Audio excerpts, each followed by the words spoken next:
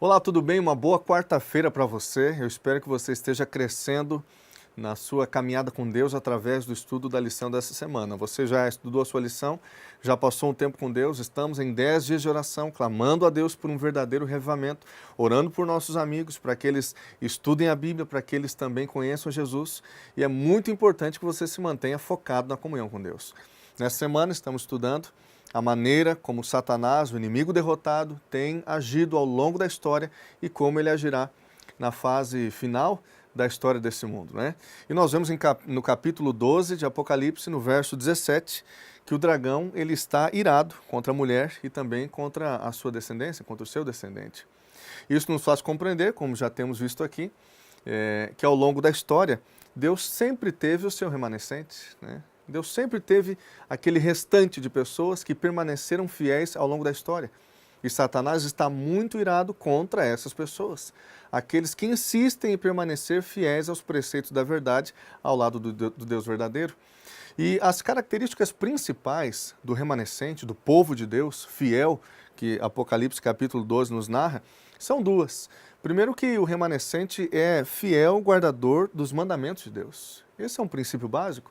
Guarda a lei, cumpre a vontade de Deus, cumpre com os preceitos da palavra de Deus. Esse é um dos principais. Agora veja que no final da história desse mundo, a questão principal é quem merece ou quem deve ser adorado. No final da história, a grande questão tem a ver com a adoração. Aqueles que adorarão ao Cordeiro, aqueles que adorarão ao dragão, aqueles que adorarão à besta. Então, no final da história, esses dois grupos ficarão muito claramente divididos. Primeira característica, o remanescente guarda os mandamentos de Deus, de forma específica, de forma especial, a guarda de sábado, que exalta a Deus como nosso Criador. E é exatamente esse ponto que Satanás quer derrubar. Mas tem um outro aspecto importante, porque fala também a respeito do testemunho de Jesus, que de acordo com Apocalipse capítulo 19, verso 10, é o espírito de profecia. Nós cremos que Deus inspirou, utilizou homens para escreverem, para levarem mensagens ao longo da história, no Antigo e no Novo Testamento. E hoje, nos tempos atuais, como adventistas do sétimo dia, nós cremos em Ellen White, no ministério de Ellen White, nos seus escritos, como profetisa do Senhor, como a mulher que Deus usou para mostrar a sua vontade para o tempo final da nossa história. Então, amigo, que Deus abençoe você nesse dia, que Ele te dê um dia abençoado e que você creia nos profetas, que você creia nos homens que Deus usou para transmitir mensagens importantes. Está aí a Bíblia ao nosso lado, está aí na sua mão a palavra, estão aí os escritos de Ellen White, a luz que precisamos para conquistar os méritos de Jesus, para receber os méritos de Jesus, está à nossa disposição.